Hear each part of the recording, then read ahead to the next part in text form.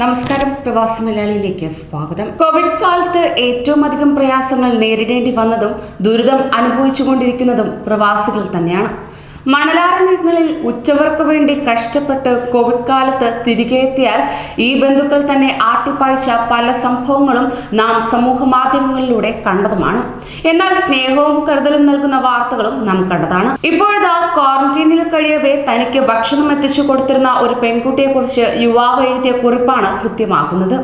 മലപ്പുറം അരീക്കോട് സ്വദേശിയും പ്രവാസിയുമായ ബാസിൽ കോളക്കോടനാണ് തന്റെ ജ്യേഷ്ഠ സഹോദരന്റെ മകളെ പറ്റിയുള്ള കുറിപ്പ് പങ്കുവച്ചിരിക്കുന്നത്. ഒരു മിനിറ്റോളമുള്ള വീഡിയോയ്ക്കൊപ്പമാണ് യുവാവിന്റെ കുറിപ്പ്.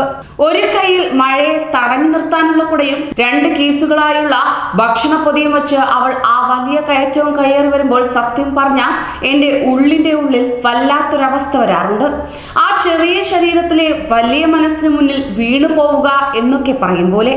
ഭക്ഷണം കൊണ്ടുവരുമ്പോഴും തിരിച്ചു പോകുമ്പോഴും സാനിറ്റൈസർ ഉപയോഗിച്ച് സുരക്ഷിതമാക്കി ആരോഗ്യവകുപ്പിന്റെ നിർദ്ദേശമൊക്കെ കൃത്യമായി പാലിച്ചാണ് അവളുടെ എല്ലാ പ്രവർത്തനങ്ങളും. യുവാവിന്റെ ഫേസ്ബുക്ക് കുറിപ്പ് ഇങ്ങനെയാണ്: 28 ദിവസത്തെ ക്വാറന്റീൻ കഴിഞ്ഞിറങ്ങുമ്പോൾ പറയാനുള്ളത് ഒരാളെ കുറിച്ച് മാത്രമാണ്. 28 ദിവസം ഞാൻ ഏറ്റവും കടപ്പെട്ടിരിക്കുന്ന ഒരാളെ കുറിച്ച്. ഒരുപാട് അകലെ താഴെ നിന്ന് എന്നും വലിയൊരു കയറ്റവും കയറി വരുന്ന ഇവളെ കുറിച്ചാണ് പറഞ്ഞു വരുന്നത്. ഏറ്റവും കുറഞ്ഞ പ്രായത്തിൽ തന്നെ എനിക്ക് മുന്നാകെ സുന്ദരമായ വലിയൊരു കടപ്പാട് വരച്ചു കാണിച്ചവൾ. ഈ കടപ്പാടിന് ഞാൻ എന്ത് തിരിച്ചു നൽകിയാലാണ് പകരം ആവുക എന്ന് എനിക്കറിയില്ല. ഇത് നിങ്ങൾക്ക് മുന്നിൽ അവതരിപ്പിക്കുന്നത് പോലും അവൾക്ക് നൽകുന്ന ഒരു അംഗീകാരമായി ഞാൻ കാണുന്നു. എല്ലാം പറയുന്ന എന്റെ സോഷ്യൽ മീഡിയ ഇടത്തിൽ അവളെ കുറിച്ച് പറഞ്ഞില്ലെങ്കിൽ അതൊരു നൊമ്പരമായി വിങ്ങലായി ബാക്കി നിൽക്കും. അസ്ലഹ ലത്തീഫ് എന്ന ഞങ്ങളെ പ്രിയപ്പെട്ട സന എന്റെ ജ്യേഷ്ഠന്റെ 2ാമത്തെ മോളാണ്. സത്യം പറഞ്ഞാൽ ഇവളാണ് എന്നെ നോക്കിയത് എന്ന് തന്നെ ഞാൻ പറയുന്നു. ഏകദേശം 26 ദിവസവും ഇവളാണ് രാവിലെയും ഉച്ചയ്ക്കുമുള്ള ഭക്ഷണം എത്തിക്കുക. തൊട്ടടുത്ത് നിന്നല്ല ഈ എത്തിക്കുന്നത്. ക്വാറന്റൈനിൽ നിൽക്കുന്ന തറവാട് വീടിന് കുറച്ച് ദൂരത്തിൽ താഴെയുള്ള അവളുടെ വീട്ടിൽ നിന്നുമാണ് ഭക്ഷണം എത്തിക്കുക. അത്ര പെട്ടെന്ന് കയറി വരാൻ പ്രയാസപ്പെടുന്ന പലരും കയറി വന്നതിന് ശേഷം നിന്ന് കുറച്ച് ദീർഘശ്വാസം വിടുന്ന വഴിയിലൂടെ ഒരുപാട് ദൂരം നടന്ന് ആ വലിയ കയറ്റവും കയറി അവൾ വരും എന്നും. എന്റെ വീട് അറിയുന്നവർക്കറിയാം, ആ കയറ്റം കോരിച്ചൊരിയുന്ന മഴയും ഉണ്ടാവാറുണ്ട്. ഏകദേശം എല്ലാ ദിവസവും നല്ല മഴ ഉണ്ടായിട്ടുണ്ട്. അത്ര ബലമൊന്നുമാവാത്ത ആ കുഞ്ഞു കാലുകൾ വെച്ച് മാസ്ക് അണിഞ്ഞ് ഒരു കയ്യിൽ മഴയെ തടഞ്ഞു നിർത്താനുള്ള കുടയും മറുകൈയിൽ 2 കേസുകളായുള്ള ഭക്ഷണ പൊതിയും വെച്ച് അവൾ ആ വലിയ കയറ്റവും കയറി വരുമ്പോൾ സത്യം പറഞ്ഞ എന്റെ ഉള്ളിന്റെ ഉള്ളിൽ വല്ലാത്തൊരവസ്ഥ വരാറുണ്ട്. ആ ചെറിയ ശരീരത്തിലെ വലിയ മനസ്സിന് മുന്നിൽ വീണു പോവുക എന്നൊക്കെ പറയും പോലെ. കോവിഡ് കാലത്ത് പല അവഗണനകളും ആട്ടിയോടിക്കലും ഭക്ഷണം കൊണ്ടുവന്നവരെ ശത്രുക്കളായി പോലും കണ്ട ചില വാർത്തകളും വർത്തമാനങ്ങളും നിലനിൽക്കുന്നതിനിടയിലൂടെയാണ് ഏറ്റവും ഹൃദ്യമാകുന്ന സ്നേഹം നിറച്ച് ഒരുപാട് ത്യാഗം ചെയ്ത് ഇവൾ അകലെ നിന്നും വലിയൊരു കയറ്റവും കയറി എന്റെ അരികിലേക്ക് എന്നും നടന്നു വന്നത്. താഴെ നിന്ന് ഫോൺ വിളിക്കും: ബാസിലാക്ക ഭക്ഷണം കൊണ്ടുവരാണ്, കറി ഒഴിക്കാൻ പുറത്ത് ഒരു പാത്രം വെക്കുവോ എന്ന ഒരു ചോദ്യമാണ്. പിന്നെ കയറ്റവും കയറി വീട്ടുമുറ്റത്തെത്തിയാൽ ഒരു വിളിയാണ്. വന്ന് ശ്രദ്ധാപൂർവം കാര്യങ്ങൾ ചെയ്ത് ഭക്ഷണം മുന്നിൽ വെച്ച് തരുമ്പോൾ പലപ്പോഴും പാവം തോന്നിപ്പോവാറുണ്ട്. എനിക്കെത്ര ഭക്ഷണം വേണമെന്നതിന്റെ അവളെ മനസ്സിലുള്ള അളവ് വെച്ച് അവൾ തന്നെയാണ് ഭക്ഷണം പൊതിയലും. മറ്റാരെയും എനിക്ക് ഭക്ഷണം കൊണ്ടുതരുന്നതിൽ അവൾക്ക് താല്പര്യവുമില്ല എന്നതാണ് യാഥാർത്ഥ്യം. അവൾക്ക് തന്നെ ഭക്ഷണം എത്തിച്ചു തരണം.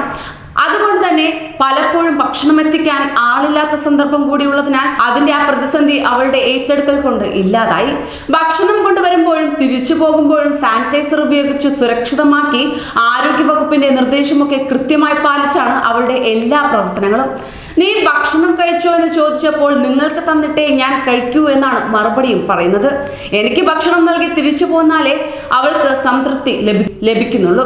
അതിനു പുറമെ കുടിവെള്ളം കഴിഞ്ഞപ്പോൾ മുകളിലെ വീട്ടിൽ പോയി അവരോട് പറഞ്ഞ് എനിക്ക് വെള്ളം കിണറ്റിൽ നിന്നും എത്തിച്ചതും ഇവൾ കാരണമാണ്. ഞാൻ അവരോട് ഫോൺ വിളിച്ച് പറഞ്ഞോളാന്ന് പറഞ്ഞപ്പോൾ നിങ്ങളിൽ പോയി അവരെ വിളിക്കൊന്നും ഇല്ല.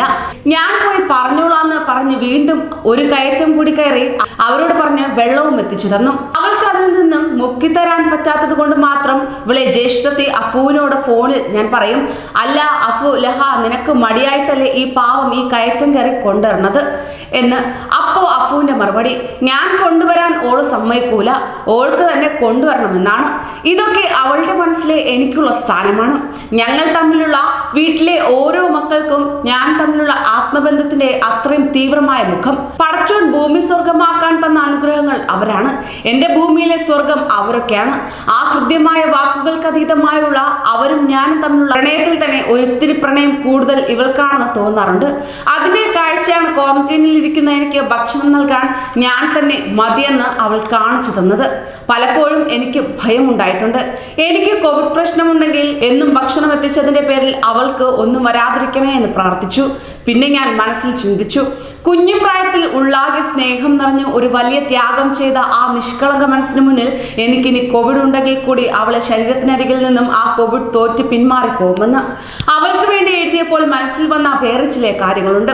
പ്രകടിപ്പിക്കാത്ത സ്നേഹം ആർക്കും വേണ്ടാത്തതാണ് എന്ന് പറയാറുണ്ട്. നമ്മുടെ മുന്നിലെത്തുന്ന നിഷ്കളങ്കരായ കുട്ടികൾക്ക് നമ്മിൽ നിന്നും അവർ ആഗ്രഹിക്കുന്ന പരിധിയില്ലാത്ത സ്നേഹം തിരികെ നൽകാൻ നമുക്ക് കഴിഞ്ഞിട്ടുണ്ടോ?